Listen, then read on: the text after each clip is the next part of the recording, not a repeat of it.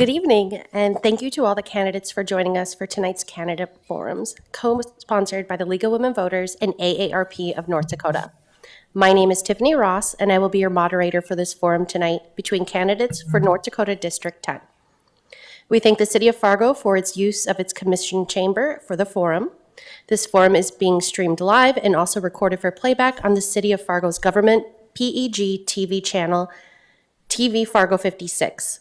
The recording will also be available via the League of Women Voters of the Red River Valley YouTube channel and Facebook page. Volunteers you see tonight include Amy Phillips, Lynn Dr. Pinnick, Sandy Seidler, and Kendra Greenlee. All of these individuals and others who aren't here tonight, we thank you for making this event possible. These candidate forums exist to provide the public with an opportunity to hear candidates discuss the issues that are important to members of the public.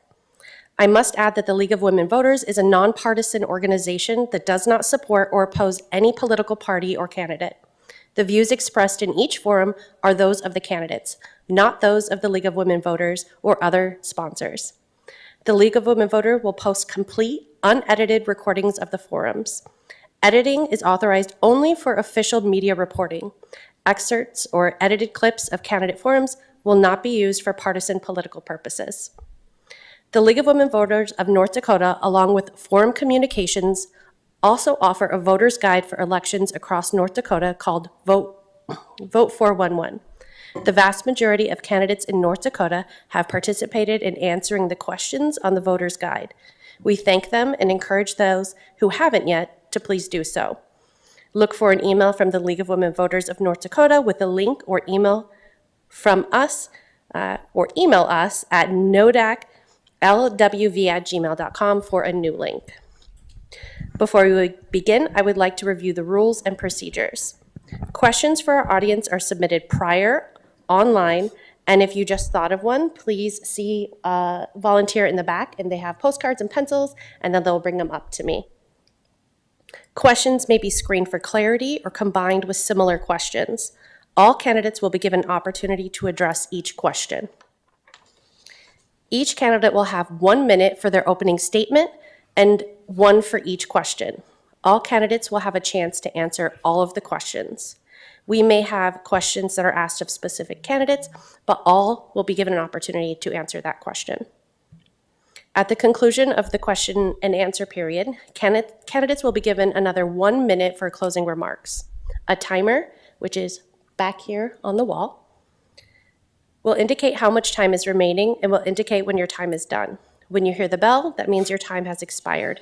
Please complete your sentence or thought so that we may move on to the next candidate or question. We will begin with opening statements with Ryan, and then proceed down the line in turn so that everyone will get a chance to respond. So, Ryan, you're ready for your opening statement? Yes. Thank you for everybody that has joined us in person and anybody that's watching online. So my name is Ryan Braunberger. I am the current sitting senator for District 10 in Fargo.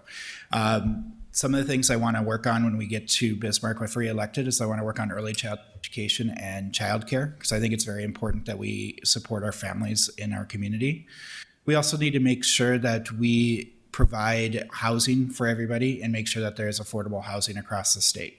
We have a lot of issues that are currently experiencing it within the Fargo-Moorhead community in regards to both these issues, where there are individuals that are having to choose between being housed with their food and being able to go to work without childcare.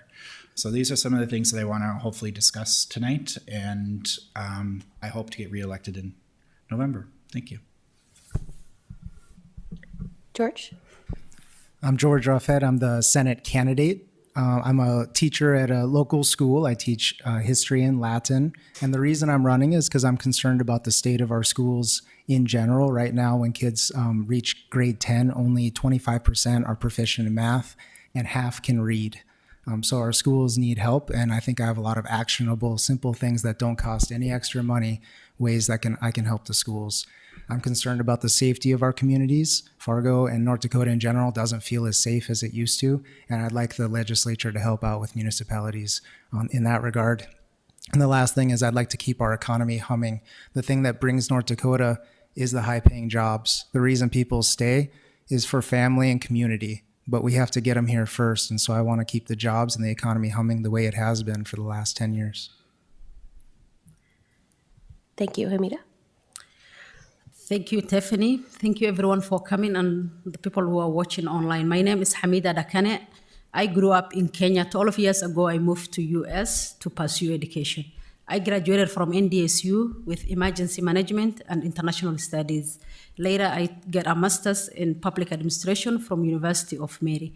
I'm deeply passionate about community impact. I have worked in group homes. I have worked on immigrant issues for the past 12 years that I've been in this community.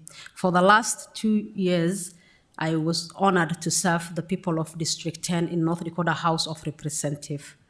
That time, I focused on getting real results for the people of District 10. I have introduced bills. I have worked with my colleagues across the aisle, and I am running for re-election because I understand the struggle many in our community are facing every day.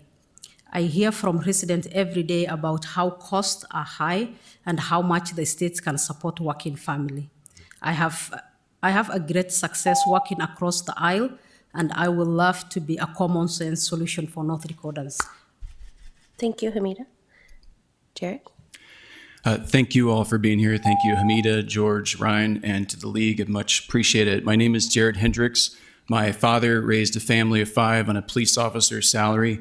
For the last 17 years of my life, I've been involved as a mostly unpaid grassroots citizen lobbyist, trying to protect our freedoms in Bismarck. I've been the guy who led the term limits campaign in North Dakota, as well as mandatory retirement for Congress. We collected over 88,000 citizen signatures to allow voters to decide these issues. You know, we've got some problems. Cost of living is a big issue.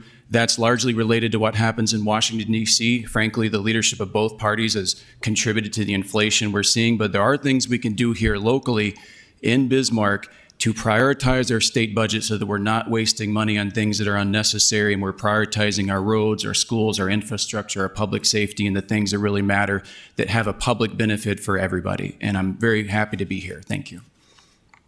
Thank you so much.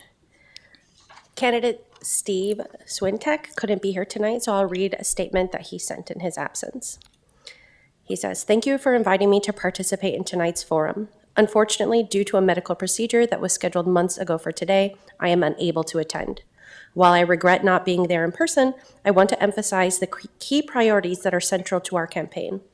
We are focused on fighting inflation, addressing property tax reform, ensuring access to affordable childcare, workforce development, supporting our new law enforcement and first responders, improve mental health and addiction services, and strengthening our schools.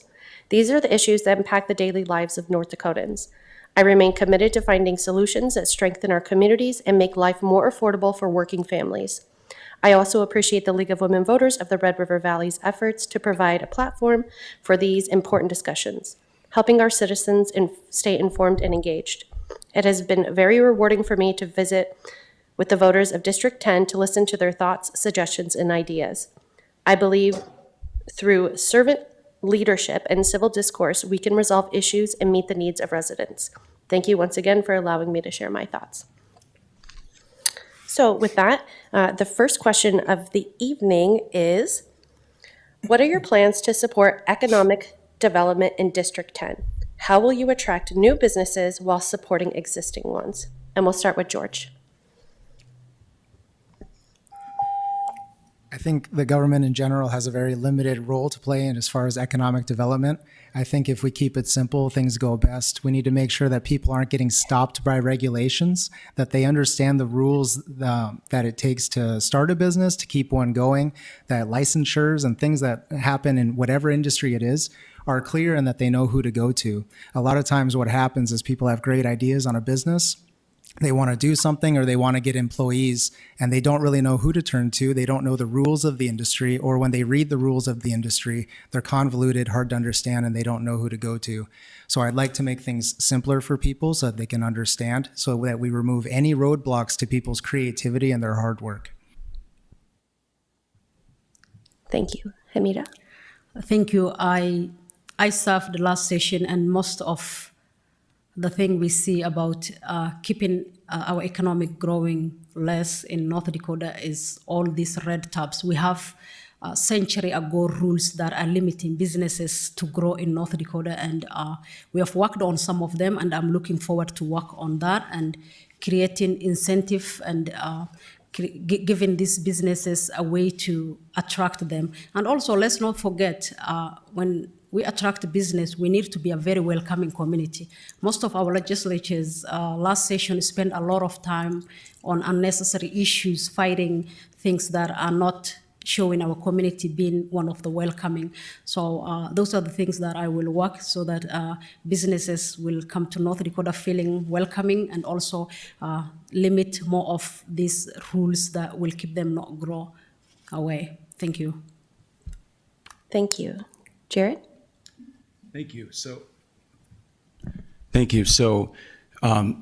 There's been a lot of talk about economic development for many years. And in fact, we've had a lot of focus on that. And there's different ways that's been good or bad. I think one of the biggest challenges we have now is actually workforce development more so than economic development. We have a lot of jobs. We have a lot of businesses. We have a lot of opportunity.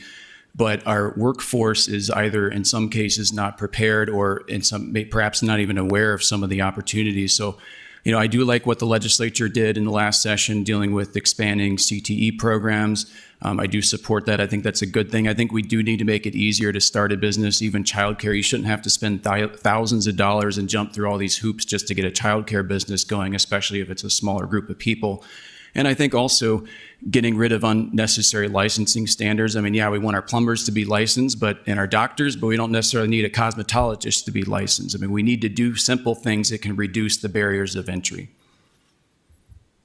Thank you. Ryan? Thank you very much for this question. I think one of the biggest things that we should do is we need to support small businesses. Small businesses are the backbone, and we need to make sure that we have the money that's out there that is available gets to the small businesses in our community, regardless, and it needs to go to individuals that represent our community. My district is very diverse, and we need to make sure that money is going to every member of that community that wants to start a business, including childcare. We need to also make sure that we spend an awful lot of money on big business in the state. We need to make sure that we are investing in the individuals. So that means helping individuals start a daycare, that help individuals start a grocery store. I talk to residents that want to be entrepreneurs and want to do that, but they don't know how. And that our commerce department isn't always welcoming to some of our members of our community. We need to make sure to hold them accountable for the money that they do have, to make sure that it does get to every member. So we need to work with the individuals of the individual citizens to grow our economy. The beep did not go off. It didn't buzz. Yeah. Oh, thank you. The time. Okay, sounds good. No problem. I apologize, but it was. Perfect. Thank you. And I didn't want it to be. All right, next question, and we'll start with Hamida, okay? What is your stance on expanding access to healthcare in North Dakota, especially in rural areas? How do you plan to address the rising costs of healthcare? Thank you. That's a good question. So if elected, this will be my second session, and I have served the first session, and I have worked across the aisle with people who are expert on these issues. Not that we know all the answers, but we have to listen to people who know the answer and address the issue they give us in hand than spending time on things that are unnecessary. And as a Democrat, we have always put people first. And this Medicaid issue and Medicare has been long fight for Democrats, and I will always fight for that and bring resources. Last session, we put a lot of money into creating more beds for, Western North Dakota, most rural areas in North Dakota. I will always support bills that come through and listen to the expert on these issues. Thank you, Hamida. Jarrett? Yeah, thank you. So first of all, my fiance who's here is a nurse. She's an ICU nurse. So when it comes to healthcare, I'm definitely going to be leaning on her for some input. But the real issue, I think, is cost. And I think that, and there is access issues in some of the rural communities, but cost is the real issue. And I think that some of the problem is that we don't even know what things cost. People go and they get bills and they don't realize. So we really need to have price transparency. This is something that was attempted in the last federal administration, and it wasn't very well implemented, and it hasn't been for the last 3 years. But it's something I think we can compel our state insurance department and other agencies to try to force compliance with this a lot more strictly. I also think we need to look at expanding group health insurance options to give people a lot more flexibility and reduce price, because competition does fuel the type of economy that can reduce costs for everybody. Thank you, Ryan. Thank you. This is a very complicated issue, and we're very privileged in Fargo that we have access to two major hospital systems within our system, but there's a lot of parts of the state that don't. And we have to balance that with if they should keep their critical access or if they should not, because if some of those places only have a couple of patients a week or a month. So it's very important that we balance that. But what we need to also work on is we need to work on making sure that there is access to EMS, to those services, to make sure that they can be able to be transported to those hospitals. The cost is way bigger than the state of North Dakota. We can try to do some things by making sure that we have caps on certain medications, but it's complicated when you have different types of insurance companies that have regulations. I think, like my other colleague over on the left said, I think it's important that we use our insurance industry and our insurance department to force transparency in the marketplace, because it is very important that people know what it costs to do to have like a hip transplant. And I guess that's it. Thank you, George. So thankfully in District 10, this isn't much of an issue because I think all four of us live within 300 yards of a massive hospital complex, right? So this is something for the rest of North Dakota. I've only had a couple meetings on this, and in both times, the feedback was that the telehealth programs that we're doing, calling and voice chat, stuff like that, has been a really big help, because a lot of times you drive into a city, you wait an hour for your appointment, and the appointment is 10 to 15 minutes. So the way we can kind of help with that is by leveraging technology and making distances smaller in that regard. But I agree with Ryan that EMS is a big thing that you can't fix with just Zoom or some other application. So making sure people have access to a ready ambulance and volunteer firefighters. Thank you. So the next question, we'll start with Jared. Do you believe that those who work in public schools offer the best perspective on what happens there? I believe that it's a combination of that as well as the parents, because we need to have parental engagement. And if children are communicating with their parents and parents are more engaged through the school board and through parent-teacher relationships, which I think we need to strengthen and continue, then I think it's a cooperative effort. I wouldn't put the burden on any one person, except that from a legal standpoint, parents are the number one driver of their children's education in terms of the decisions that they make and the authority they have and the control that they have through the school boards. The school boards control the curriculum and they control the budget. So I think that we need to strengthen those relationships and make sure that the funds that we have, and we have plenty of funds, by the way, for school. We have $6 billion sitting in the school lands trust, not to mention all the other money. And so the question is not so much the money, but where is our priorities? Is it going to the teacher? Is it going to the classroom? Is it going to the bureaucracy and some of the administrative staff instead? I mean, I've talked to teachers in the district that tell me they don't even know what some of the administrators do. And these are teachers that really have needs. So I think that's where the focus needs to be. Thank you. Ryan? Absolutely. I think teachers are a very important part. They see every aspect of it. They see every aspect of that children. I think parents definitely need to be involved as well. But sometimes parents aren't involved, and I think that's where where teachers bridge that gap. I think what the biggest issue that we have in our school system right now is that teachers are more than just teaching. They're social workers, they're educators, they are referees between students, and we need to make sure that we support them in the whole aspect of it, including mental health, making sure they have access to social workers for themselves, not just for the students around them, making sure that they're fully supported, making sure that we have the funds available to pay them what they deserve. We have teachers that work way over what they actually get paid. And I think it's very important that we recognize that and that teachers are our backbone, and we should be listening to them, and we should be making sure that we reduce the burden so they can actually teach in the classroom. Thank you. George? As a teacher currently working in a school, it's a private school, but I worked in public schools for 10 years, 12 years. This is everything that they've said is correct. Right now we have plenty of money. It's not reaching the classrooms. It's not reaching the teachers. They're not getting the support they need. Classrooms are a lot of times disorderly, and the people who see it are the teachers. The parents hear about it. Nobody knows their kids better than the parents, and nobody knows what's happening in a school better than the teachers. The further you get away from the students, the less you actually understand about what's happening. Parents are connected to the students, and so are the teachers. Other people who are stakeholders have a less accurate view of what's actually happening in the schools, just by nature of their positions. Thank you. Hamida? Yeah. It says, do you believe that those who work in public schools offer the best perspective on what happens there? Well, I think I agree with my colleagues here, and I do think teachers have the best perspective. They're the ones who are spending 8 hours with these kids, but that doesn't mean the parent cannot be involved and the parent will not be aware. Again, as everybody mentioned, there's a lot of money coming into our schools, and the way it's spent, we have questions, everyone, whether you are Democrat or Republican, the things that you agree and the things that you disagree, and one of them is how things are run in schools. Thank you. Next question, we'll start with Ryan. What do you believe is the proper role of government? The proper role of government. That's a really loaded question.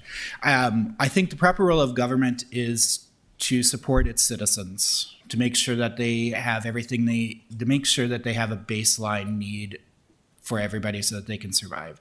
I think it's important that they don't involve themselves in individual day-to-day lives like healthcare. That's not the role of government. The role of government should be to provide protection for their for the citizens by providing law enforcement and laws. I think it's very important that we also allow freedom of choice so that people are allowed to make their own decisions on how they live their lives.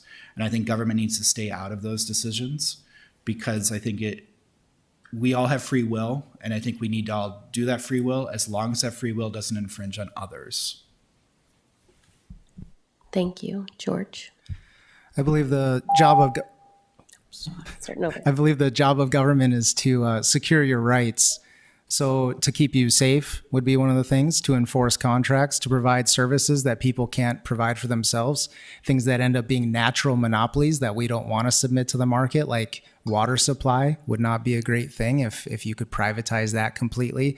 Power is another one where we provide co-ops. But in general, it's the securing of our rights and the maximizing of people's freedom so that they can provide for themselves over the course of their lives and allow them to have the dignity that comes with hard work and the reward for their work. Thank you. Hamida? Well, I think I'll just go the easiest way that says government is for the people, by the people. So government shouldn't be, as everyone else mentioned, be involved in people's life day to day, but provide services that people cannot provide for themselves. Thank you. Jared? Yes, I agree with that. I mean, more broadly, I would just say government exists to protect our fundamental rights to our life, to our liberties, to our property. I think that there's a lot more responsibility and role for government the more local it gets, because it's the more connected to the people. It's much more responsive. So obviously, we don't want Washington, D.C. dealing with your garbage pickup, but we can have local services do that. There's also an inverse relationship between limited government and self-government. I think that's very important. I think that's something that's kind of perhaps missing in some ways in society these days, that the stronger you have a sense of community and private organizations and churches and other groups that can come together to provide services for those in need, I think there's less you need from government. It can be delivered a lot better. So I think that the more we strengthen our communities, the more self-government reigns, and I think that's where we need to be. Thank you. The next question, we'll start with George. Can cutting red tape mean reducing health and safety standards? Are regulations in place to keep people safe? Yeah, in general, regulations are for keeping people safe. The problem with regulations, and this is the most difficult part for people who, for example, even play a simple board game, is that when you read rules, a lot of times people have a lot different idea about what a simple sentence means. Things get pretty convoluted. We have an entire legal system devoted to the interpretation of regulations. The wording of these things is very important, and a lot of times we can't even agree on what a single word means. So can it mean that? Yes, it could. Should it mean that? No, it shouldn't. You shouldn't be jeopardizing people's health and safety with regulations. You should be increasing it. Thank you. Hamida? Well, again, it depends what kind of regulation we're talking about, as George said. Some of them may limit people's ability to even advocate for themselves when it comes to the healthcare. Some may not. In general, I feel like rules should only apply to individuals when it is benefiting their life in a certain way. In North Dakota House, we have had a lot of cutting red tapes, but mostly was for businesses and all that. In healthcare, we haven't done much, and mostly it's because the professionals always say, if we do this, it will cause this problem. And I always like leaving things done locally by the professionals. Thank you. Jared? Yeah, I think George had a really good answer to this, and I'll just add that I think that you have a disconnect sometimes between the regulatory apparatus and small business owners and regular people. So in other words, it needs to be responsive. The regulations are not supposed to be an undue burden on people. They're supposed to be a minimum sort of level of, as it was said, protection of safety and the public interest. But at the same time, people need to know what the regulations are, and we can't have unelected bureaucracy making decisions. We elect representatives. We pass the laws. If any of us, or whoever of us are elected, we pass the laws. We write the laws, not the unelected bureaucracy that serves in the executive branch. And this is a real problem we have in Washington, D.C., and frankly, it's a problem that we have in North Dakota. That's why there's been state agencies that have been successfully sued at times. So we need to get control back of the regulatory apparatus. Thank you, Jared. Ryan? Regulations are important, but there has to be a balance. There has to be a balance between regulations that protect the citizens and the workers. North Dakota, unfortunately, has a very bad occupational hazard rating, and that's because of our lax regulations on certain aspects of it. And I think we need to make sure that we have regulations in place that protect people. And I think sometimes when we relieve those regulations, we provide control to corporations that put profit over people's safety. And I think it's very important that we put people first and not profits. And that's why regulations are important, but they must be to a point that allows for companies to expand and grow and not be prohibitive, but always looking at the safety of the worker that is in the workforce. Thank you. Next question, and we'll start with Hamida. What do you see as a priority for our state in the next legislative session? Well, thank you for the question. Our priority for next session mostly is workforce. We have done a lot of work last session, but that is not done. We have a lot of jobs that are opening, but we don't have people to fill that. Last session, we have created Office of Legal Immigration in hope of having talent from all over the world to take these jobs that are open in North Dakota. We hope to continue that. Thank you. Jared? Sorry, the microphone. So, yeah, I think the biggest thing overall is going to be prioritization. Like I've said before, we have tremendous wealth in this state. We have $29 billion sitting in various funds, and those, of course, many of them are earmarked for specific purposes. But we don't have the problem that a lot of states have. We don't have a problem looking for money. We are tremendously wealthy. So it's all about priorities. Are we prioritizing the things that have public benefit versus the things that perhaps might have private benefit?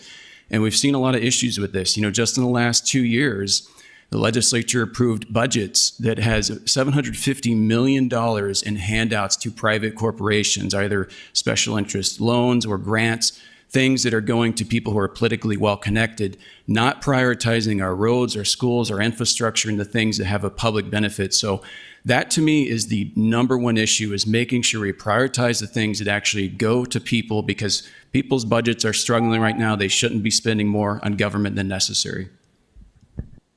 Thank you. Ryan? There's three things: childcare, workforce, and economic prosperity. Those are the three things that we need to make sure that we prioritize. Childcare, we need to make sure that we make childcare affordable for all citizens. We need to make sure that we bring up the wages of those childcare workers, because they are professionals. We need to elevate them to professionals. So we need to make sure that they have the jobs and the security that's there. That will help us build our workforce for generations to come. If we can get early childhood education and we can get people into good quality childcare, we're going to have a prosperous future for 20, 30, 40, 50 years from now, if we can do that. We need to make sure we alleviate some of the burden on our families by making sure that we can provide school meals to all of our children in schools, because that'll reduce some of the stress that they have for the cost of living that has happened in this country. And that's also with the childcare, if we can reduce that burden on childcare for those families as well. Thank you. George? So if I get elected, I'll have one priority, and I think it actually touches on all of your priorities. I think it's the number one thing. I think it's education. I went into teaching because I believe in the power of education. I believe it helps prevent health problems. I believe it creates economic prosperity. I believe it is the workforce gap. We have the jobs, we don't have the workers. We have to focus on the schools. Right now, the schools are failing. Half the kids can't read when they graduate. Only a quarter of them can do math. How can we build a workforce that way? How can we build a country that way when they don't have anything to provide? They can't have any dignity for themselves because they're not able to get into the workforce. The number one priority for our communities should be the schools, because it is the future. Thank you. Next question, we'll start with Jared. What are your thoughts on affordable housing in our district? What policies will you advocate for to address housing shortages? So affordable housing is a very complex issue. There's a lot of federal policy, so we can't deal with that directly. But one of the things we can do is we can focus on the cost of living. And I mentioned the budget earlier, and it's easy to talk about it over and over because it's very important. The last budget was $19.6 billion. That means every North Dakotan's share of what they're getting from government is about $25,000. So I ask people, do you think you're getting $25,000 worth of government services? Because I know that I'm not. So we have to focus on prioritization. If we can reduce the cost of living, it's going to make it easier for people to afford housing. We also need to make it cheaper for developers that provide housing, and that's where property tax reform comes into it. Even if you live in an apartment like I do and like many people in our district, I think everybody up here lives in an apartment, it still costs because they carry on that burden and they carry it on to the renters by the increased cost of building and everything. Thank you, Jared. Ryan? I think affordable housing is obviously very important. I think some of the things we can do, we need to make sure that we're enforcing our current rules around TIF and Renaissance zoning to ensure that they do bring affordable housing into these communities, making sure that those types of programs that are already out there, and make sure that we're enforcing that. I think we should also make sure that we can leverage our state bank to help people buy homes by providing assistance for down payments to get them into housing. I think that's a very important aspect of it, so that we can make sure that is happening. And I think overall, we just need to help reduce the burden of living, and that, again, the cost of living is going up, including our rents, but we can do that by providing school meals to all children, which will relieve some of that, by making sure that it's affordable for childcare, making sure that they have more money in their pocket to be able to spend on the housing that they have. George? I would like to see us get past the discussion of affordable housing by solving it through the wage side, to the economic side, as opposed to trying to build cheaper things or trying to subsidize and end up driving up the prices of things. This, once again, is an economic issue. We want high wages. We want workers who can pay for the housing through their own means, through their own dignity and their own hard work. Whenever we create the programs and we try to solve problems, we end up making the problems worse. If we subsidize people buying houses, we give it to everyone who wants to buy a house, they end up all using that money the exact same way to bid up the price of the house. Whenever we make these programs, you end up getting dragged into it for generations. You can't cut the program because now everyone feels the pain. We shouldn't get into it in the first place. Open up the jobs, open up the wages, and the affordable housing, it'll all seem affordable. Thank you. Hamida? Well, thank you for the question. I think in District 10 particularly, we have majority of the resident in District 10 is apartment. And just like everyone else here said, it's just the rent is very high for people. And how we can cap that, I think, is to pay people good amount of money at their workplace. People are ready to work. North Dakota has job. It's only that people are not paid well to do this job. So if we can find a way that we can pay these people good amount of money, then nobody could complain about affording their rent. Having said that, also if the state wanna come in and help, we should look into incentivizing some of the program that already exist to help to give people up hand so that they will not end up being homeless. Thank you. The next question will start with Ryan. Mental health care access has been a growing concern. What specific actions will you take to improve access to mental health services, especially for children and veterans in our area?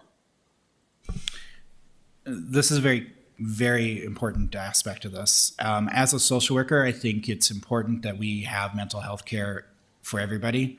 One of the things that we need to make sure is that we have the people in those fields. And I think one of those things that we should do is by opening up and joining a compact for social workers to make sure that we can have social workers have an easier access to North Dakota through regulations and to use their license in their current state that they can use in the state of North Dakota. And I think that's why it's important that we join that compact so that we can make sure that we do have those people available. We also need to make sure that we have mental health care where people are at. We need to right now we are spending a lot of money on a centralized hospital system, which I think is ill-advised because we need to make sure that it's in the communities that need it, including the communities of Fargo, instead of having to ship them off to Jamestown. Thank you. George? Yeah, I agree there. I think North Dakota is too big of a state geographically to have one central location where you're doing it. I like to see it broken into either 2 or 3 spots so that it's actually more local. I know it's a little bit less efficient as far as administration, but I think it'll actually go a long way to providing access that people need. There's also the steps, I think it mentioned children and whatever the other group was. As far as children goes, there's a lot of value in just having awareness that these things exist. Kids wouldn't know where to go to for help. The posters on the walls are actually very effective, providing the numbers for whatever hotline it is, whatever website it is. That stuff actually sticks. So it's kind of interesting in that regard. And as far as veterans, sometimes I wonder if workplaces should be required to post the same websites and numbers the same way we do with like OSHA regulations, safety and other things, so that every worker is aware whenever they're having problems of where to go. Thank you. Hamida? Well, mental health or behavioral health is very important, and is what I hear from people when I knock at their door this campaign season. And personally, last session I introduced a bill to put resources into supporting mental health, and that was killed. So number one, we'll start with electing people who care about these issues to North Dakota House, so that when people bring these issues from the district they represent, people should vote for it, not to kill it, number one. Number two, the issue of meeting people where they are. Right now, we don't have all those resources available for the groups you mentioned. And to do that is just to fund them. As everybody mentioned, we have money. We are putting money in the wrong places. We are giving big tax cuts to people who don't need it, and then we forget the people who needs. So to me, I will address that in number one, we need to elect people who care about this issue, and number two, to meet people where they are. Thank you. Jared? Yeah, I think pretty much ditto to most of what was said. I think the money is there, prioritizing where we need to go with the money with mental health services. It was also mentioned that a lot of our teachers are facing struggles. I talked to a lady at the doors who's a special education teacher, and she's saying that there's people that don't show up to work because of the stress that they're facing just dealing with the children that are having problems. And so I think, we do have easy vessels for maybe increasing that awareness in our schools all over the state. And I think we need to focus on, as George was saying and others, that, getting the posters on the wall, things like that. There are a lot of resources available. I think maybe there's not full awareness of some of those resources. And then, of course, prioritizing the budget to make sure that we focus on those resources. Thank you. Next question, we'll start with George. Would you support legislation that would encourage educational freedom for parents with a credit for homeschoolers and parents who would prefer private education? Yeah, I think right now we can kind of talk a lot about what choice means. Something that I've noticed in the public schools is that you can't even go to whatever public school you want. A lot of it is determined by location. So if you're born in the wrong neighborhood, that's the school you go to. I mean, that's school choice to me. It specifically mentioned credits for homeschooling and things like that. I support homeschool credits because I don't think that you should pay taxes in for a service you're not receiving and also pay on your own end. I understand that everyone is paying into education and you only receive the benefit one time, but to double pay in the same years or in the same 18 years in a row, I don't think it's fair. I think they should get the money back to buy books. A lot of homeschool curriculums cost about $1,300, which is pretty close to what people would pay for their end in education anyway. So I think it's the right thing to do. I think it's fair on both ends. The school loses a full student, 100% of a student, and they would only lose like 15% of the money per student. So I think it's a good deal for everyone. Thank you. Hamida?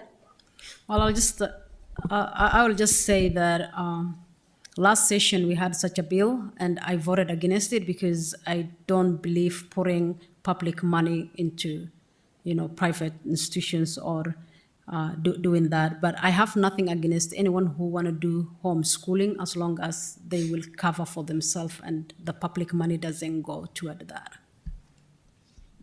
Thank you. Jared? Yeah, so I disagree a little bit. The public money is ultimately the people's, it's tax dollars, it belongs to them. So I do think that, to George's point about paying for something you're not getting, I think there's a way to compromise on that. I think that certainly we look at our rural small schools where we don't want to completely dry up the funding if you have a lot of people homeschooling or using like a ESA type credit or program.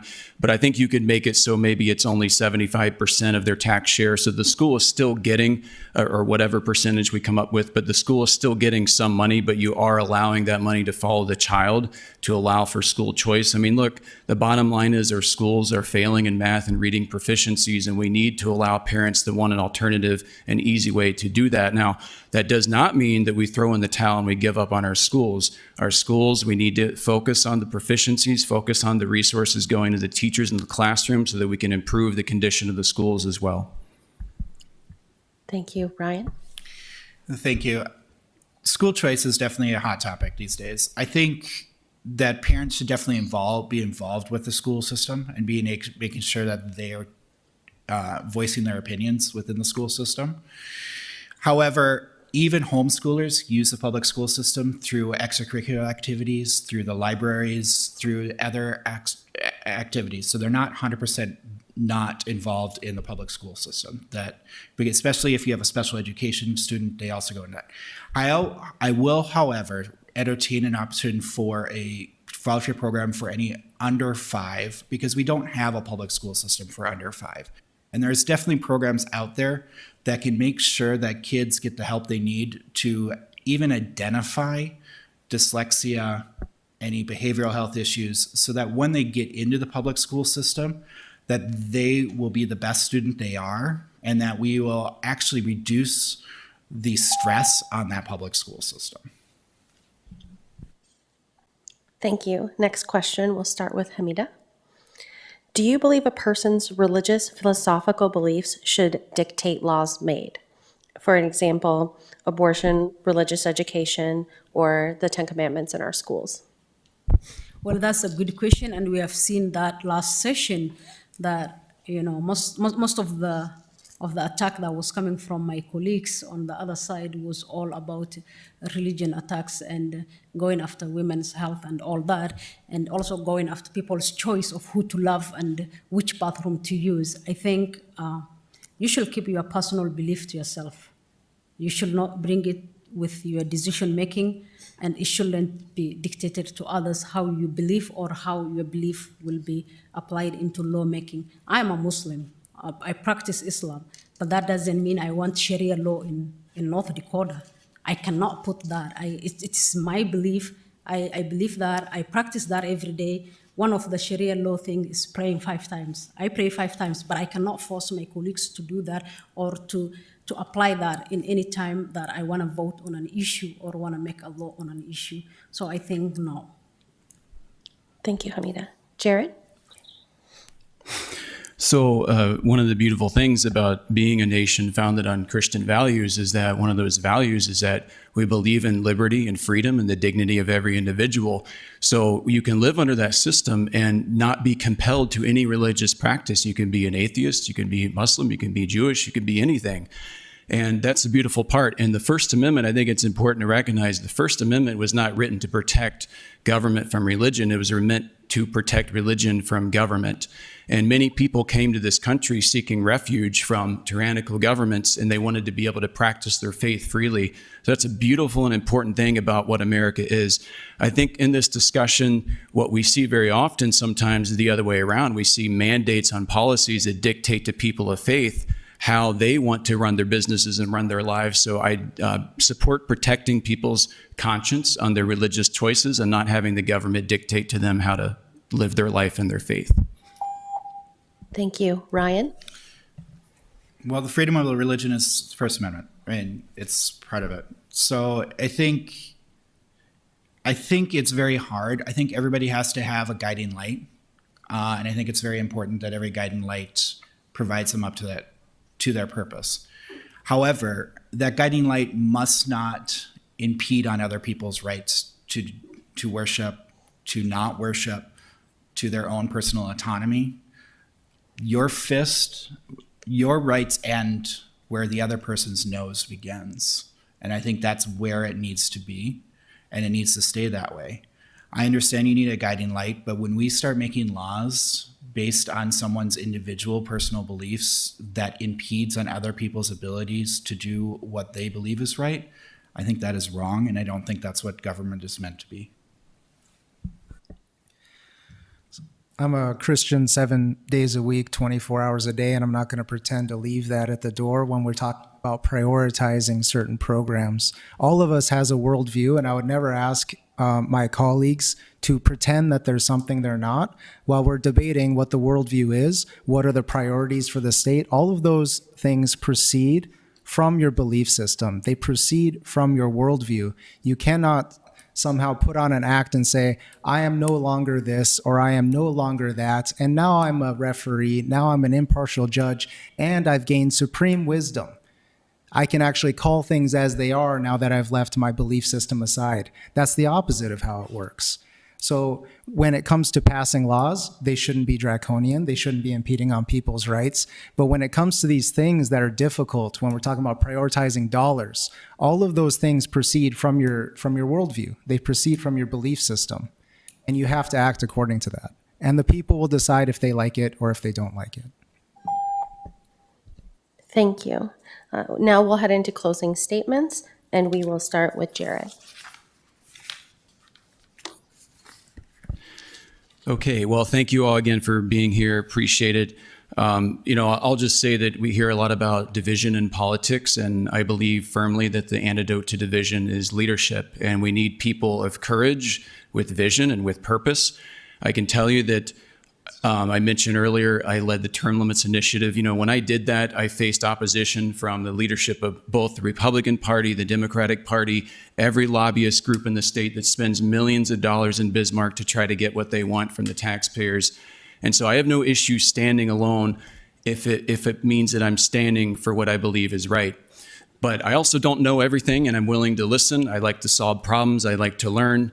And I can tell you that if there's something I cannot do, I'll be honest with you, and I'll tell you that I can't do it if it conflicts with my principles or it's not a possibility. But if it's something that I can do for the people of our district and our community, nobody's going to fight harder. Thank you for being here. Thank you. Ryan? Thank you very much for having us with us all on this panel. I think it's very important that we listen to their constituents, making sure that we listen to everybody, what they have to say. Doesn't mean that we're always going to agree on what the topics are, but it's very important to listen and help provide the best policies available for the most amount of North Dakotans. We always have to think of that at the grandiose. We can't just think of that as an individual part of society. So we need to make sure that we are thinking clearly. It's very hard because it's very quick when we're there. I think I try to be open to my constituents. I have my phone number and everything available, and I try to respond as much as possible. I may not get to you right away because I may be busy with other things, but I want to make sure that I am open to everybody. I also want to be a leader that is going to make policies that allow people to pursue their freedoms without government interference, that pursues their health without government interference. Thank you. George? If I'm elected and I go to Bismarck, I'll only have 80 days. Less is more in that respect. I'll be focused on improving education, making the phone calls. It doesn't need laws. We don't actually need more money. We need to change the practices. We need to get people headed in the same direction, in agreement as to what education is, what is the purpose of it. First, enculturating the child and giving them a proper set of moral beliefs. And second, giving them the tools that they need to succeed in the world. Right now, we're not doing either. They have anxiety, they have depression, they can't read, and they can't do math. We need to get everyone focused on the same thing, and we only have 80 days. That's the priority issue. That's what I'm going to be working on when I get to Bismarck. Thank you. Hamida? Well, thank you so much. Thank you for coming all. And I will say I've been there last session, and it's true, it's just 80 days and everything is quick. My priority is just to listen the people of District 10 and to be a common sense solution.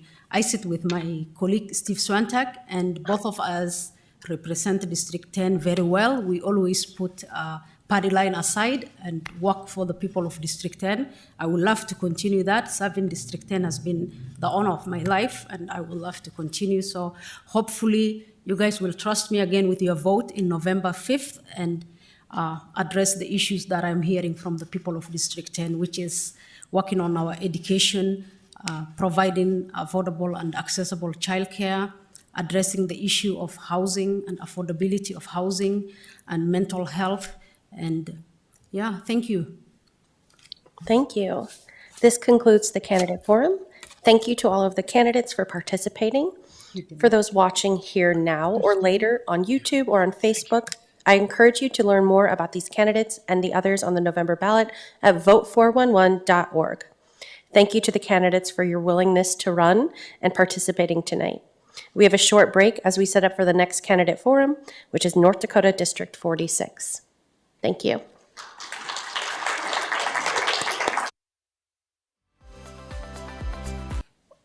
Good evening.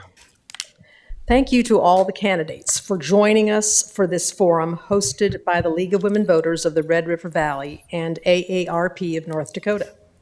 My name is Amy Phillips, and I will be your moderator for this forum. We are joined this evening by our District 46 candidates, and they are Jess Arneson, Desiree Morton, Todd Reisenauer, Will Thompson, Michelle Powers, and Jim Casper. The forum is being streamed live and will be recorded for playback on the City of Fargo's government PEG TV channel, TV Fargo 56. This recording will be posted to our website and Facebook page. The League of Women Voters is a nonpartisan political organization that encourages informed and active participation in government, works to increase understanding of major public policy issues, and influences public policy through education and advocacy. If you would like to learn about us, please visit our website or Facebook page. Thank you to the City of Fargo for providing the space and technical assistance for this evening's event, and to all our volunteers greeting, collecting questions, and timekeeping. We're so grateful for all your help. I'll take a moment to highlight the League of Women Voters 2024 online voter guide, which is at vote411.org. At this website, you can find your polling location and get personalized ballot information to compare the candidates who are seeking your vote. Before we begin, I'd like to review the rules and procedures. Questions have been submitted in advance by the public, online, and in person here tonight.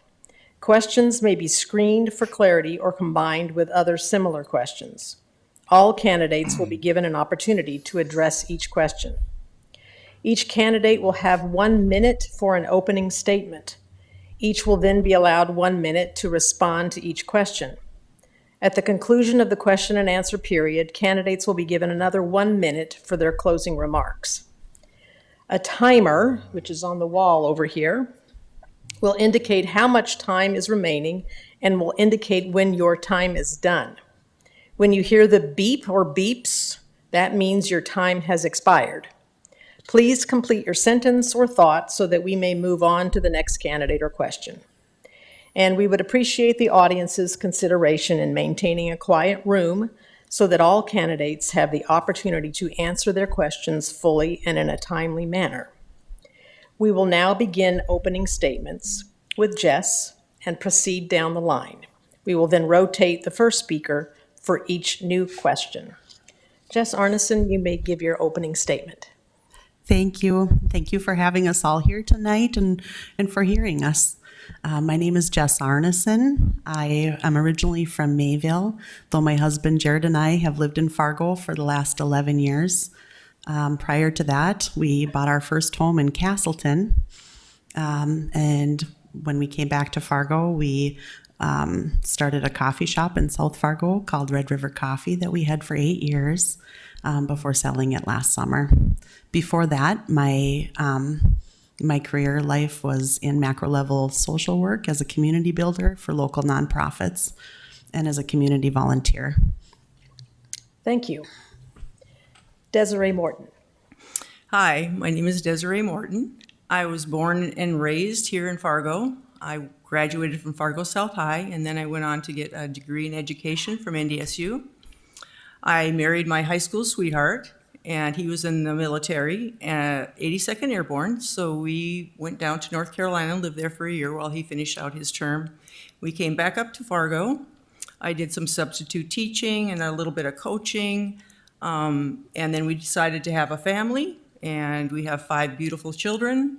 We homeschooled each one of them all the way through high school. They all survived their mother and are doing fairly well. So that was a blessing for me to be able to do that. I came from a very conservative family, and I remain conservative to this day. Thank you. Todd Reisenauer. Well, thank you, everyone, for attending and everybody who's taken the time to view this out on the interwebs. It's a pleasure to be here. My name is Todd Reisenauer. I'm running for the District 46 House of Representatives. And a little bit about myself. I grew up on a farm. So I'm a farm kid, Western North Dakota, speak. And then when I turned 18, graduated from Dickinson High School. I came to school here at NDSU. Graduated there, met my wife, Amy. We got married in 2003, so we've been married for 21 years now. Same time I started in the software industry. And I'm going to do a little bit of a switcheroo because I heard a word in the previous debate, and it was the word vision. And so when I think about my career and some things that I want to tell you, it's guided me to the place I am today. It's really about, I feel I'm an individual that is always seeking for vision, understanding, and listening to people. So you'll hear that kind of refrain from me over and over again tonight because it's ingrained in me. It's a part of who I am. And thank you for having me. Thank you. Will Thompson. Hello, and thank you to the League of Women Voters for hosting this forum, and thank you to the people for taking time out of your busy lives to engage civically in our community. My name is Will Thompson. I grew up in South Fargo. I graduated from Davies High School in 2016. And this last spring, I graduated from North Dakota State University with a master's degree in communication. I work 2 jobs currently. I'm a radio producer at KFGO, and I teach improv at North High School. I am running because I'm sick and tired of seeing people, especially young people, that are fleeing this state because of the culture wars that are being fought out in Bismarck. They don't feel comfortable or safe to build families in this community. And I think that we need to stop prioritizing these cultural issues over the increasing of standard of living for North Dakotans. I think it's time for a new generation of leadership with new perspective and new ideas, and that's what I'm running to represent. Thank you. Michelle Powers. Hi, I'm Michelle Powers, and I want to thank the League of Women Voters for holding this forum for us. I appreciate that. I was born and raised in Fargo, graduated from Shanley High School, went on to UND, graduated from UND, and raised my family, my 4 sons, up in Grand Forks. Moved back down to Fargo about over 20 years ago, because my folks were getting older and knew they needed care. And I'm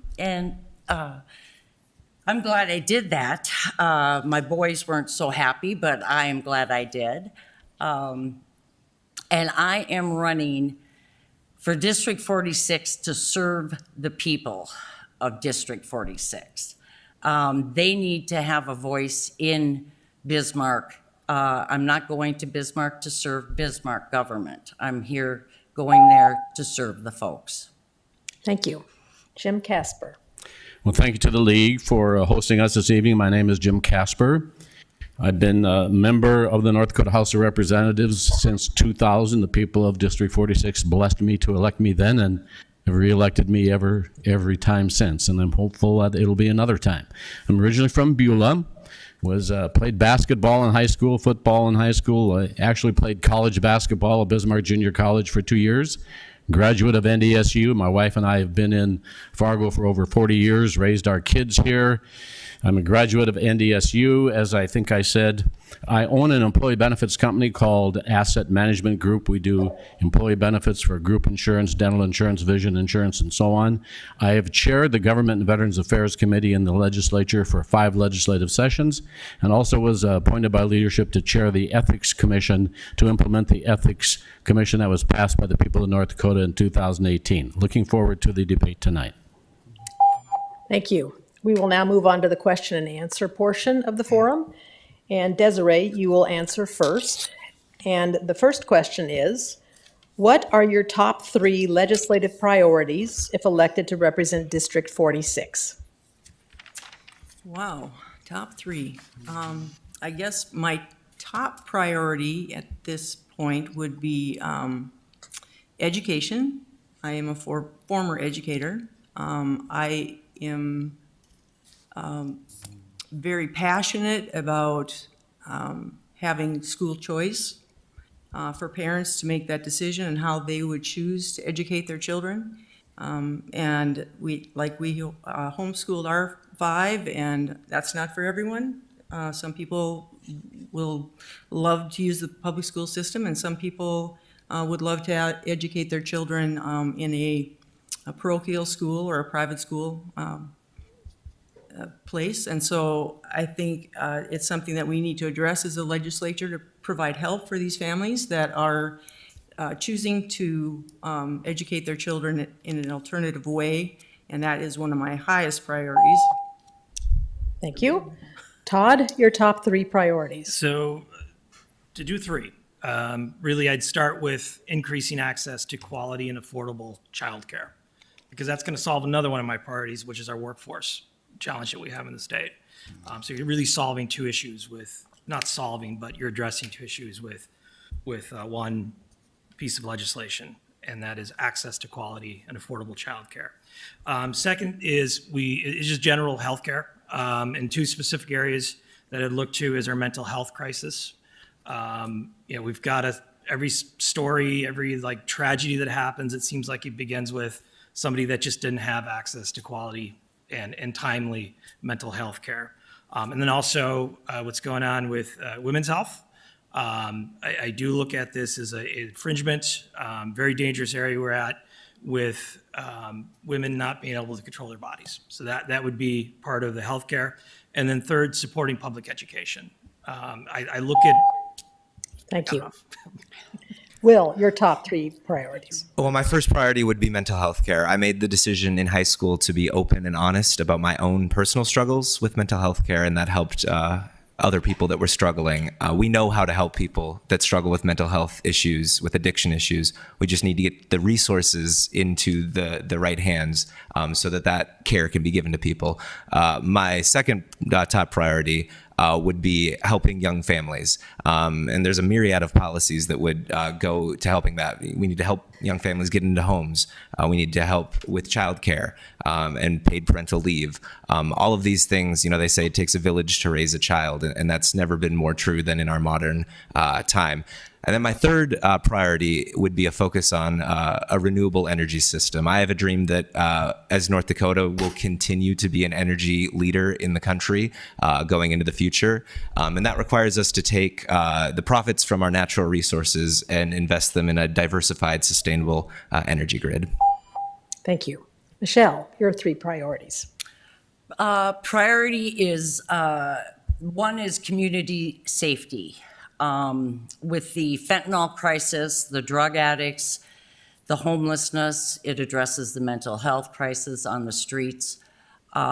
It's the safety in our community, and then also endangering our first responders.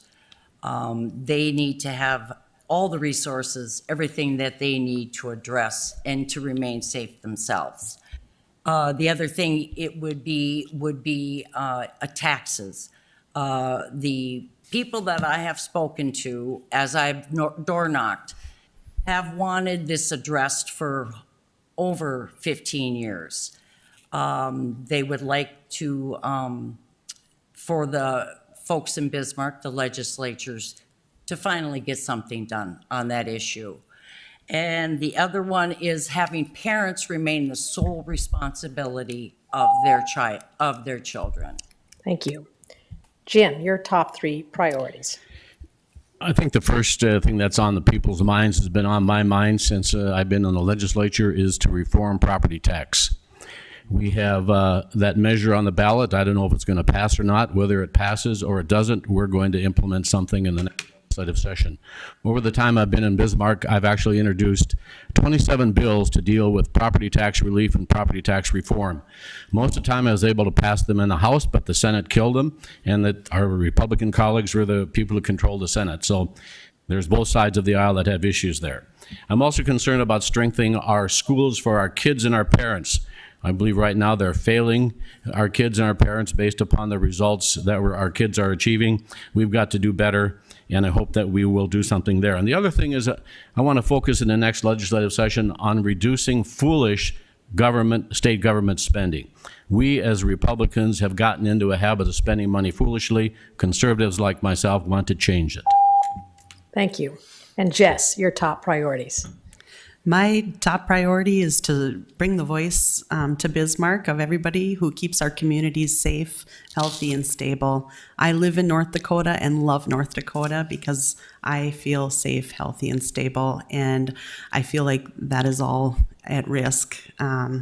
Our police and our paramedics and our fire, they're all underfunded. Every nurse and teacher I know is overstretched and burnt out and short-staffed. We need to start funding our priorities. The state needs to start sending money back to our communities to help keep them safe, healthy, and stable. Thank you. Okay, our next question, we'll start with Todd. And the question is, how do you plan to address the current challenges in education, such as funding for public schools, teacher shortages, and funding for higher education? So I think it's really a layered issue.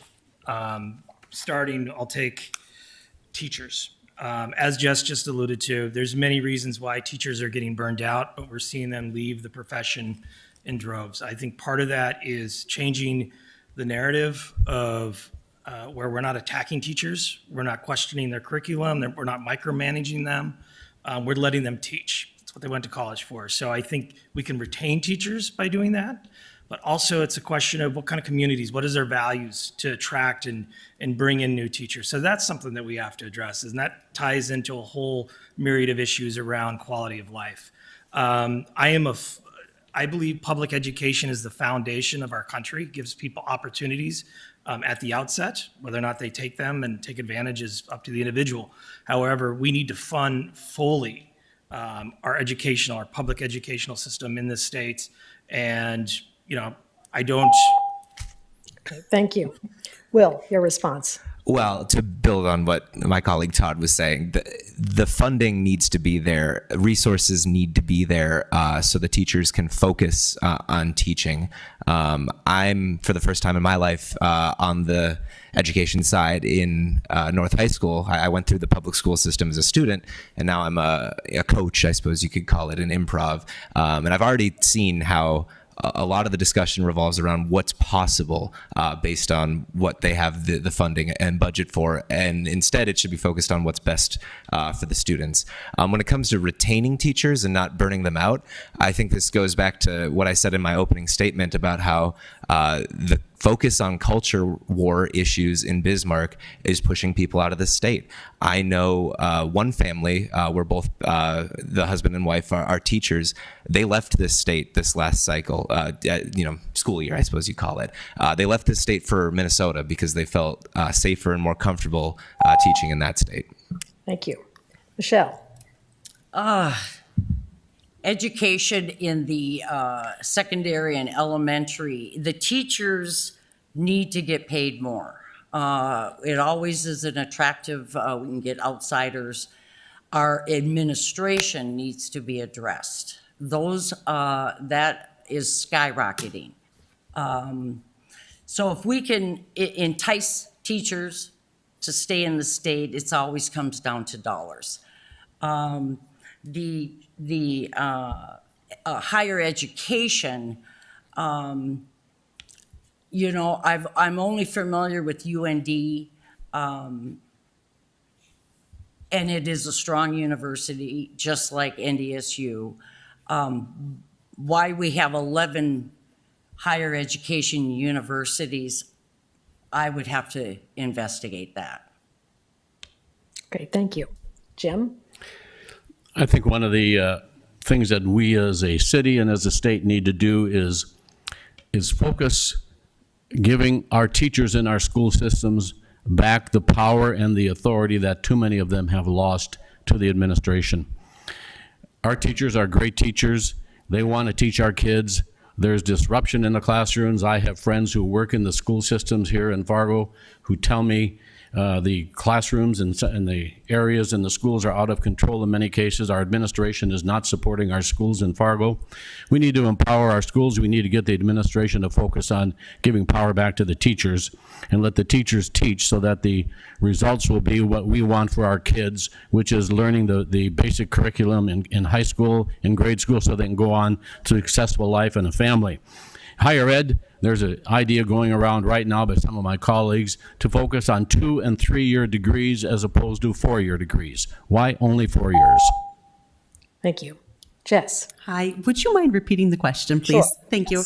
How do you plan to address the current challenges in education, such as funding for public schools, teacher shortages, and funding for higher education? As far as funding, Fargo, Bismarck, Grand Forks, and Minot have experienced great stress, which we all know is why our property tax issue is as big as it is, as long as it's been. Our funding for our infrastructure has not kept up with the growth that these cities have had. I believe that the state needs to be doing more to help fund basic infrastructure, social infrastructure, such as education. As far as our teachers in schools, I think that we have a lot of kids coming to school not ready for school, and we need to be helping families, and we need to be having more social workers and counselors available to schools so that teachers can teach and not be taking on those roles themselves. And I think that we should be doing more to invest in apprenticeship programs and skills and tech, as well as four-year colleges, not either or. Thank you. Desiree? Yeah, I've actually done a little bit of research on the funding that public schools receive from the state is 80% for education. So 80% of their education already is funded by the state of North Dakota. In Fargo, our property tax, 50% of that is for school taxes. In North Dakota, it is costing $14,000 for 1 year to educate one student.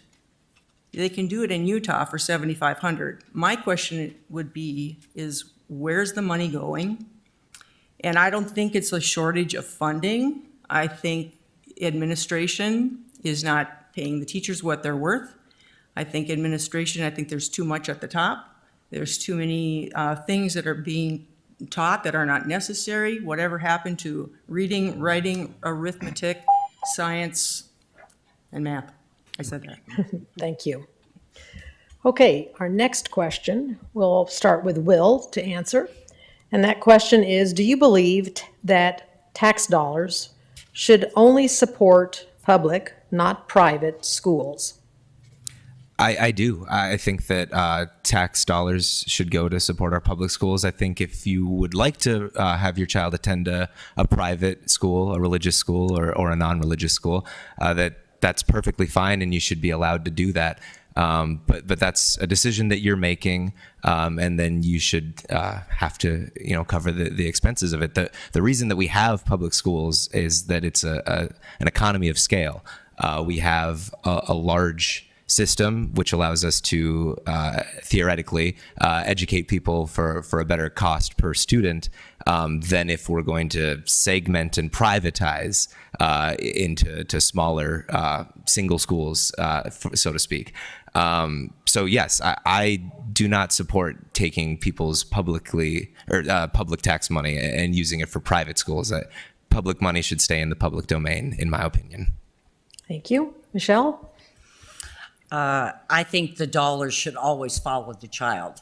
This is where the parents have the sole responsibility, and I was one of those parents that paid double. I had them in private school, private Catholic school, and then I also paid the public school.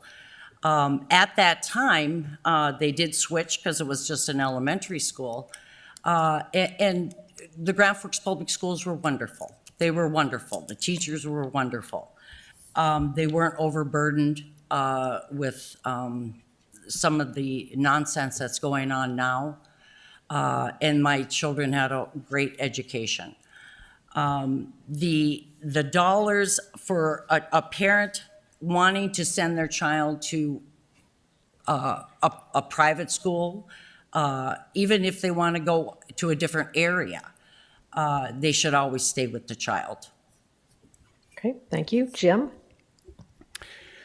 Something's got to change because our kids are being failed. Right now, 30 to 40% of the kids in our school system are only achieving the levels of education for reading, writing, and math that they should. So our kids are being failed, so something's wrong. Something has to change. There's no competition in the public school systems except for the private schools, which they're gaining momentum, but they're not growing as fast as they would like to. So I would support a partnership of public and private funds for schools. The last session we passed a bill. $1,500 would follow the student. The rest of the dollars would stay at the school. So the school would lose the student, which means they had less cost to educate, but they'd keep 80 or so % of the dollars. We passed that bill in the House and the Senate, but our governor vetoed it. He vetoed it because he said it wasn't enough money. Thank you. Jess? I believe that public dollars should stay with public education. I also, I lost my thought, excuse me. I believe that public dollars should stay with public education. Okay, thank you. Desiree?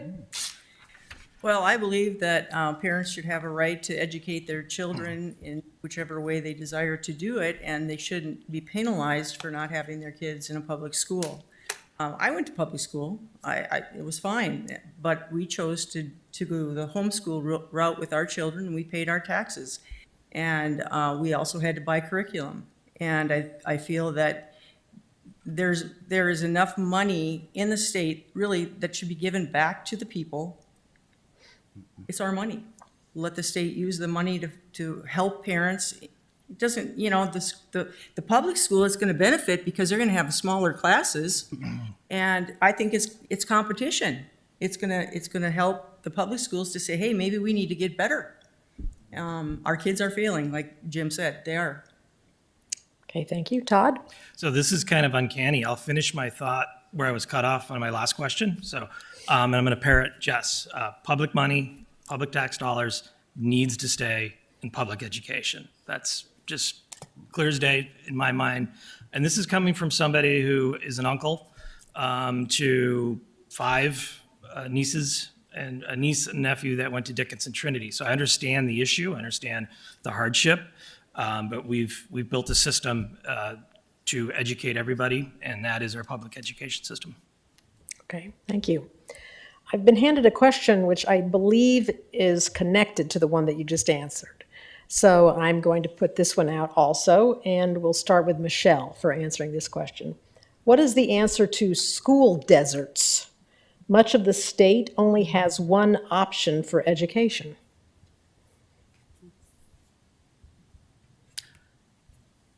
You mean, you're talking about the smaller towns? I think it A was somebody in school the desert. I would hope that actually living in a smaller town, you probably know everybody in there. You know all the teachers, you know all the students, and that's very much a benefit. So I don't see a problem that, because they don't have a choice to go to a private school, they can still send them to a private school. And you can also homeschool. So I'm not quite sure what the bottom line of the question is. Okay. Jim, would you like to answer that? Well, thank you. I'm sort of with Michelle. I mean, when I grew up in Beulah, the population was 1,300. We had one grade school and one high school. I was educated pretty good. Graduated third in my class of 45 or 46. And I think the small towns in North Dakota generally are doing a better job of educating our kids than the bigger schools. As I said earlier, I think we have a real problem in the Fargo school system. And I think the other bigger school systems in the state of North Dakota have similar problems. I think they're over-administrated and under-focusing on the teachers and the kids. Let's get back in the school system to focusing on where the focus should be. Teach the kids the basics, give the parents the responsibility to be involved in the school system, and give the teachers the dollars they need to teach and give them the authority they need to run the classroom. We will change our system, but the competition out there would also be good. Thank you. Jess? I guess my first thought goes to the challenge of recruiting teachers into very rural areas, and that would be an area that would need attention. I'd need to learn more and do more research on that, but that's where my focus would be. And just really quick, since I have a little bit of time left, I gathered my thought from the last question. I apologize. I'm the daughter of a special ed teacher. I can't believe I let that slide. But my biggest concern with putting public dollars into private schools is because, from my understanding, private schools don't have to serve every child. Public schools do. They don't get to pick and choose the children that they teach and the challenges that those children bring through their door. So if I was going to be a part of any conversation for any bill that was going to look at providing any public dollars to private schools, that's a non-stop issue for me. Thank you. Desiree, your answer to the question of school deserts? I'm not exactly sure what a school desert is, I guess. I'm going to have to look that up on Google. But if it's like others were talking about, if it's like there's only one school available in a rural community, if that's what they mean by that. I think that in many ways that's a benefit, because you have a smaller class size. You can focus more on the children. I think the teachers probably have better control in their classrooms. I would think it would be a really good problem to have. Okay, thank you. Todd? So if I'm understanding the question correctly, it's a school on an island, remote, without access to maybe tools, resources that Fargo may have. If that's the premise, technology can bridge a lot of gaps. And I'm not talking pandemic kind of virtual school. I'm talking classes that are provided in classrooms, but maybe the teacher's remote. Maybe the curriculum is delivered by somebody that's not actually in that community. So that would just be a top of mind solution for that, if that's how I understand deserts. Thank you. Will? Well, I was born in the Minnewacan area of North Dakota, a rural area, and I think the crux of this question isn't that their only option is the one public school in the small area. I think it's that there are no public schools anymore. In Minnewacan, they've combined with Fort Totten, the reservation, and so they get federal money, and they've been able to keep a school open because of that. But because of the lack of resources in these rural areas, you have Minnewacan, Four Winds, Leeds, a bunch of different smaller schools pooling their resources so they can do extracurricular activities. I think it's a symptom of a larger problem, which is our rural parts of the state and the country at large are being starved of resources. They're dying. You can't survive without people. And I think the biggest harbinger of what might be coming for a small town is when the public school closes, and we can't allow that to happen. Thank you. Moving on to another question, and Jim, you will answer this one first. What are your thoughts on affordable housing in District 46? What policies will you advocate for to address housing shortages? Well, there's a couple of things that we could do. We need to reform property tax. I've got a bill that I'm working on for the next legislative session. I frankly don't think that the Measure 4 is going to pass, but I have a bill in the next legislative session that will have the state buy down the property tax for residential people. So, if you're a resident, you're a homestead. So we'll focus on single-family homes or duplexes or what have you. That would give the average person anywhere from $200 to $400 per month to be able to buy a home if they did not have to pay that property tax on their primary residence. I've had bills over the years that we would eliminate property tax or freeze property tax for our seniors so our seniors can stay in their homes. We also have the Bank of North Dakota, and I think we should be utilizing the Bank of North Dakota more for buy downs on interest rates for first-time home buyers and programs like that. I know that they have the capability of doing it. We should be doing that. Thank you. Jess? I've spent a good portion of my life working with seniors. And one area that we're really lacking in the Fargo-Moorhead area is in affordable housing for seniors of lower income. That is something that I would like to focus on and make a change in. Yeah. Thank you. Desiree?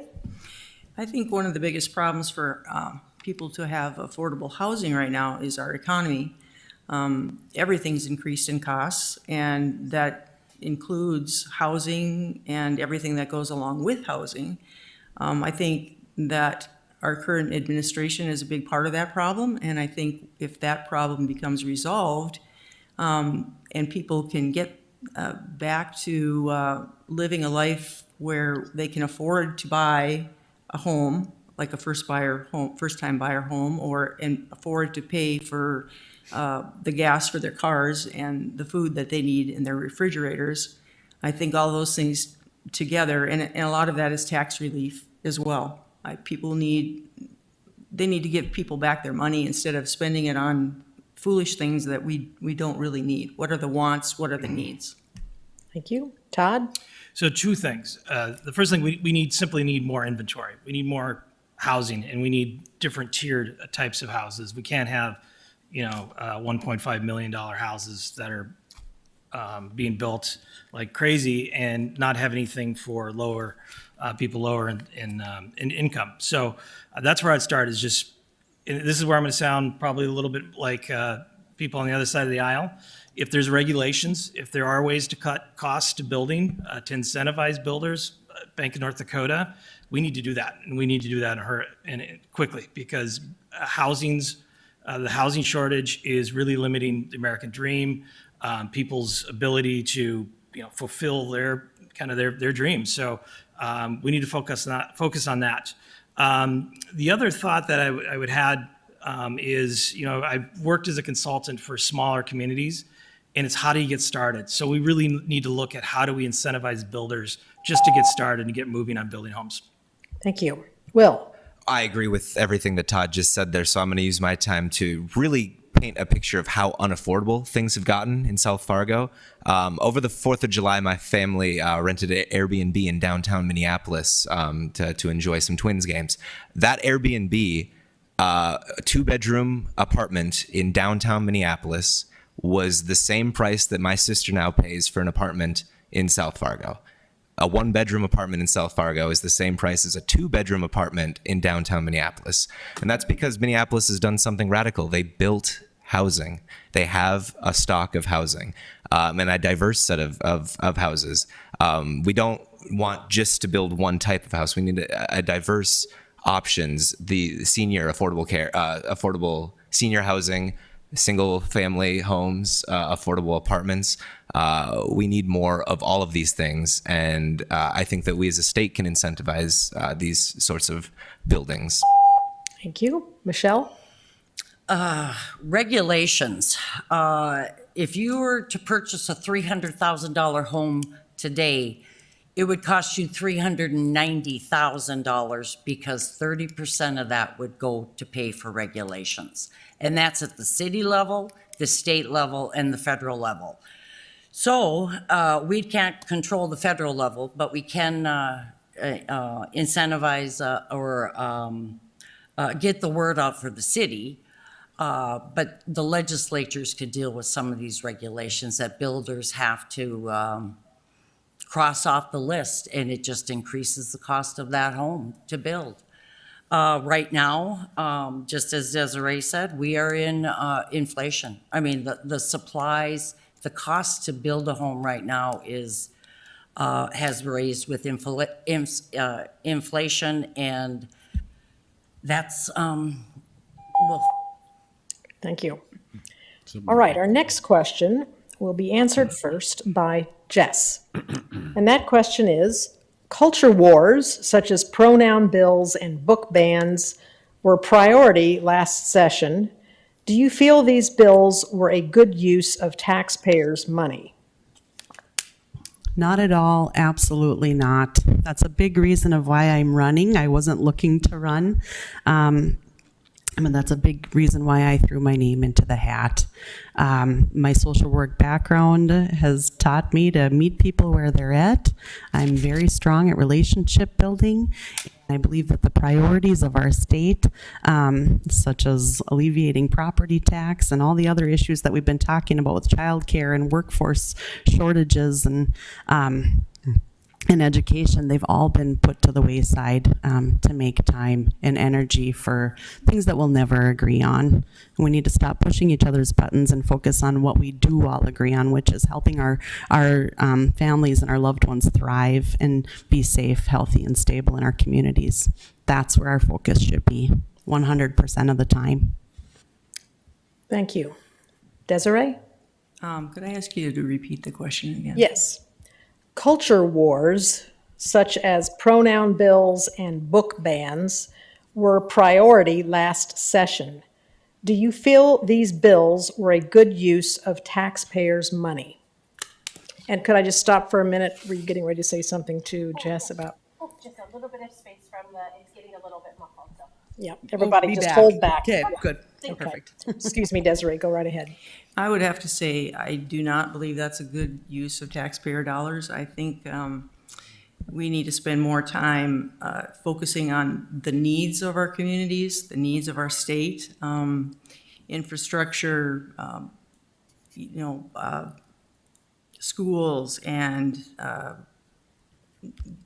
the issues that impact us every single day, taxes and just wasted spending. I think there needs to be more focus on where we're spending the money and less time spent on issues that we are, like Jess said, we're not going to resolve. Thank you. Todd? So this is an issue where I 100% believe it's a waste of time, a waste of money, a waste of resources. And at the end of the day, everybody just gets exhausted and want to, turn off politics. So it's a very damaging exercise. And this is where I think where I want to build leadership based on vision, based on how to have a conversation that is productive, that brings all stakeholders into the room, into the conversation where they feel like their input matters. And that's the type of leadership I want to foster and bring to Bismarck. So that would be my focus. Get away from things we can't solve, large national issues, and focus on what's important in North Dakota. Thank you. Will? I agree with my Democratic colleagues, and you could probably have guessed that because I've talked about this issue in my opening statement already. The focus on culture war issues is not only a waste of time, but it's also pushing people out of the state. It's a waste of time, it's a waste of resources, especially not just during the session, but after the session when these unconstitutional bills get challenged in court and struck down. We just saw, for example, the most extreme abortion ban in the country struck down because it unconstitutionally infringes on a woman's right to life. This is all just an exercise in wasting money so that ideologues can feel good about trying to fight some nebulous culture war. I think that we need to refocus on increasing people's standard of living and not focus on alienating people and pushing them out of our states. I'm really excited to see Jim's response to this question because he sponsored many of these culture war bills, including the ban on critical race theory. So I'm waiting with bated breath to hear your response. Thank you. Michelle? This pronouns and book bans, this is like culture war. I mean, I'm just wondering why is this so important that we are even pushing this? I mean, it's coming from the secular branch of a small group of people that want to push out, our GOP platform. Legislators lead through personal moral integrity. That's what we do. And so if you want to push for banning a book, or if they're really referring to pornography in school, I'm not real sure, but that needs to be addressed. So yes, there are some things that need to be addressed if you're talking about the secular view. Thank you. Jim? My colleagues on the dais will learn when they're there, if they are there, that the beautiful thing about being a legislator is you get to introduce bills that you feel strongly about. Each legislative session, we have about 1,000 bills we deal with. The pronoun and the other area of area that was just discussed, I think we had 6 or 8 bills in the last session. So out of 1,000, there was 6 or 8. But each legislator has the freedom to introduce whatever bill he or she desires. That's your freedom if you get elected there. The beautiful thing about the legislative process is we get to argue and we get to stand for what we believe is right. Critical race theory, the bill that Will referred to, I did introduce that. It was in the special session. It passed. Is one of 3 or 4 bills that passed. The governor signed it, and it's currently banned in the state of North Dakota. And I don't have time to get into what critical race theory is, but I can tell you it's pretty bad. Okay, thank you very much. The next question, Desiree, you will be the first person to answer this question.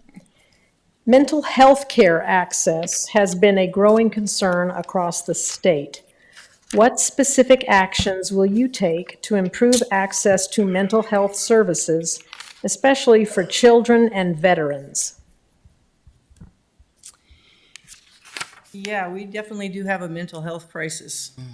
And we do definitely need to address that. I don't know that pumping more dollars, government dollars into programs are gonna help that. I think some of that needs to be addressed, like, why are we having these issues? Where is this coming from?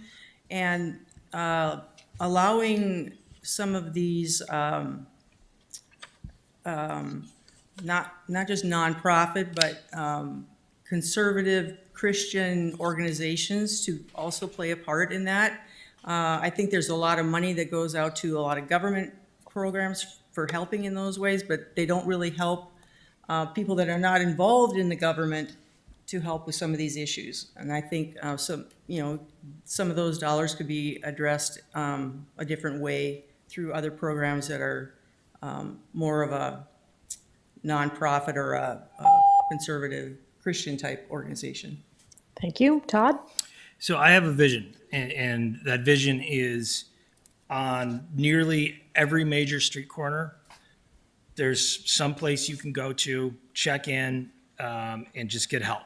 And I think that is coverage is a big issue of people who suffer from mental illnesses. So that's where I would, again, that's a big kind of grandiose plan. I don't know if we can achieve that, but the first thing I would do as far as policy-wise is really review, again, that vision, review what we've done, and then understand what works and what doesn't work, and replicate what is working. So it's really starting at the foundational level, understanding, you can use data, you can use tools to really figure out. And I think the problem is just so large and complex. It's not going to be a overnight solution, and we got to come in with those expectations. So really. Okay, thank you. Will? I'm not going to have time to talk about all the things that can be talked about when it comes to mental health care, but to answer the question specifically, children, one of the best ways that we can help children in their mental health struggles is getting more counselors into school. Minnesota had a great bill that expanded a requirement of having a certain number of counselors per student. Counselors in school are that first line of defense for children suffering from mental health issues. When it comes to veterans, I'm not as super informed on the VA system. I was under the impression that it's mostly a federal system, but certainly the state should do whatever it can to help our veterans suffering from mental health issues. When it comes to resources for things like addiction, I think it's good to look up at Grand Forks, the Alcohol Treatment Center up in Grand Forks that receives funding from the state. We've expanded its funding, recently, but it's still not enough. We know how to get people sober. We know how to get people the help, but we need more funding because there's way more of a demand than there is supply. And then I'm running out of time, but also it's a workforce issue. Thank you. Michelle? Yeah. Mental health. When you're talking about children and families, and, I trust the parents to know what their children need. And if those parents need access to mental health facilities, I didn't know that there was a lack of it for children. I haven't heard of any parents knowing that they can't get health care for their children. But it is the family issue to get help for their child. As well as homelessness, it's always, are they alcoholic and drug addicts, or do they suffer from mental illness? It's always one or the other. And that needs to be addressed to help the homeless folks. Thank you. Jim? I'll focus on the veteran side of the question. I was honored to serve as the chair of the Government and Veterans Affairs Committee in the North Dakota House for 5 legislative sessions. And so we heard in the Government and Veterans Affairs Committee all the issues for the veterans, including mental health, including their pay, including other benefits. We have the Veterans Hospital here in Fargo. It's one of the best. It is a federal hospital. We have very little control over it in the state, but it is a good facility, but we could always use more dollars for our veterans. Our veterans are underserved in the whole country. But in North Dakota, we do a pretty good job. I was a veteran. I am a veteran, I guess. Not was. I'm still here. I served 6 years in the Army Reserve. And just for an aside, my father, Otto Casper, was the Veteran Service Organization for Mercer County for 27 years when I was growing up. So I've been very involved with veterans over my life. Thank you. Jess? I'm going to pick up that ball where Will left off with the workforce issues. When I went back to school, to NDSU and then MSUM for social work, at that time in the early 2000s, the average Cass County social worker was carrying 4 times the recommended caseload. The average supervisor of a social worker was carrying twice the recommended caseload, and a supervisor shouldn't be carrying a caseload. They should be supervising and supporting their staff. Here we are now, 20 years later, and we're still pretty much in the same boat. And we're in Cass County where we have the most resources in the state. So just think of other parts of our state where resources are even less. We need people into these professions. We need to incentivize these professions. We need to work with our institutions of higher ed to be expanding programs in these areas so that we can expand access to treatment. And we also need to get serious about treating mental health care as health care. Thank you. This will be our last question before we move into final statements, and it goes to Todd first. Do you believe in local control of our city laws and finances? Absolutely. And so I would like to take a moment about Measure 4, because I think that's where the biggest threat to local control of finances. So I'm a believer in that good governance is as close to the people as possible. It understands their needs. It understands the vision for growth. It understands the day-to-day nuance. And so absolutely having those, county commissioners, city commissioners, people on the ground understanding what their community needs are, it needs to stay there. And so something like Measure 4, I think is very dangerous because it's kind of stripping that voice of the person on the ground that is close to the people and put it in the hands of, we don't really know what, a few people in Bismarck maybe. So to answer your question, absolutely local control needs to be there for people who manage the finances and budgets of cities and municipalities. Thank you. Will? I just want to say real quickly to Michelle, it's not either or when it comes to mental health or substance abuse. Substance abuse disorder is a mental health issue, and oftentimes they're inexplicably linked together.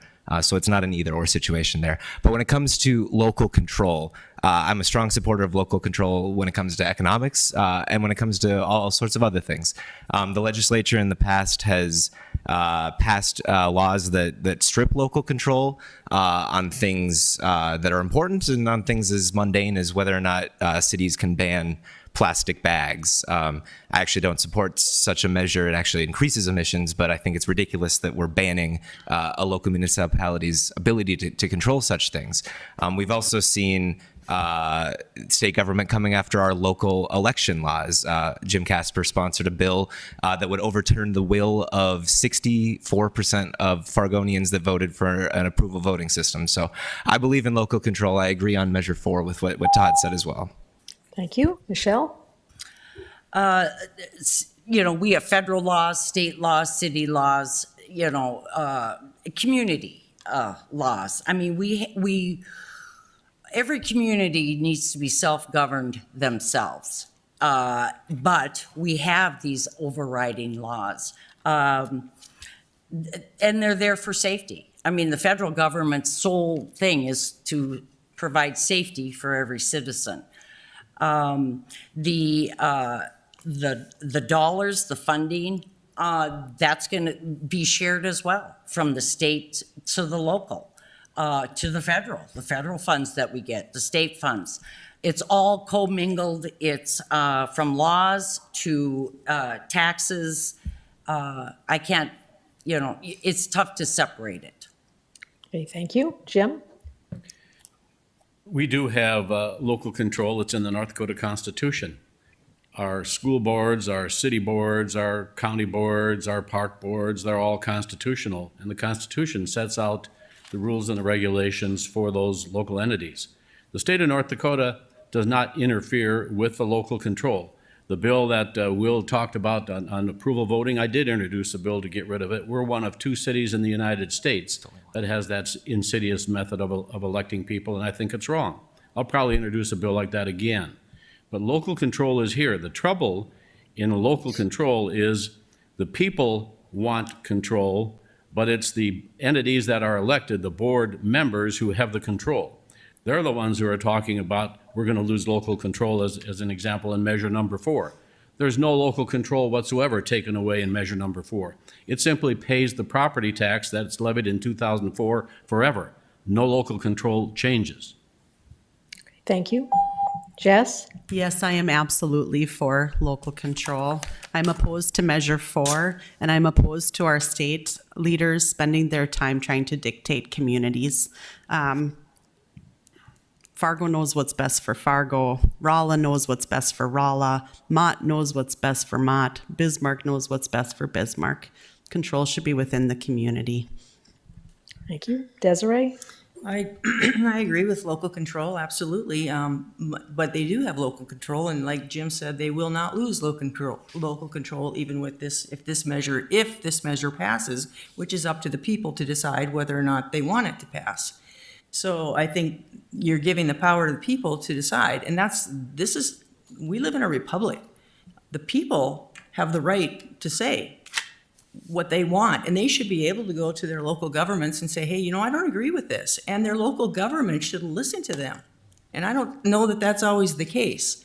So I think they have a lot of control at the local level, and again, they will not lose that control if this measure passes, and I am definitely for this measure. Thank you. Okay, this concludes the question and answer portion of this forum, and we will move on to closing statements. And the first closing statement will come from Will. Well, thank you again to the League of Women Voters and to AARP for this forum. Thank you to the City of Fargo for hosting it in this venue. And thank you to the people that tuned in and listened. It's deeply important that our communities are engaged civically. That's how we continue to live in a strong democratic country.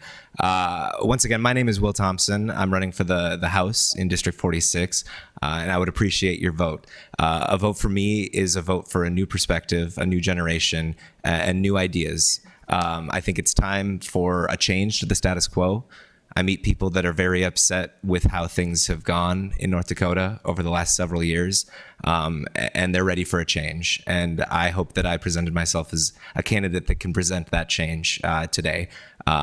So thank you for your consideration. Thank you for your engagement, and continue to do that because far too many people don't engage in their local government.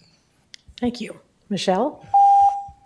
I want to thank the League of Women Voters and all you attending and watching on streaming. I want to thank everybody also. This is very important to vote. It's the least of our civic duties that we can do is just vote. And it's disappointing in Fargo, even the primary, that people aren't engaged enough to respect that civic duty of theirs and to vote. So I do want to stress, everybody who's streaming, just do your civic duty and get out and vote. We have a country to save, and that's your most important thing you can do. Thank you. Jim? Thank you. Thank you to the League, and thank you to the people for being here tonight. And most importantly, I want to thank my constituents in District 46. I've been honored and blessed by them to be elected and reelected 6 separate times over the last number of years. I'm running for my last term because of the term limits that our honored colleague in the audience mentioned earlier. And I'm asking for the District 46 residents to give me another chance to go back to the legislature. I have a record I'm very proud of, and I've got with me a data sheet. The people who know me, I always have data. I've sponsored over the time I've been there, sponsored or co-sponsored 483 bills. 112 with Democrat co-sponsors. 242 of those bills have passed into law. That's a little bit over 50%. I'm part of the conservative leadership in the House, and I want to go back and be a continued leader for the conservative side of things in the North Dakota House because we don't have enough conservatives there, I can tell you that. Thank you. Jess? Thank you for having me here tonight. My name is Jess Arneson.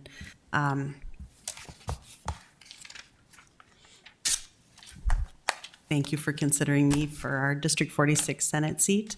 If I'm elected, every vote, every decision that I make, every voice that I bring to the table will be for keeping our communities and our families healthy, stable, and safe. That's what I stand for, and that's the voice that I want to bring to the table. Thank you. Thank you. Desiree?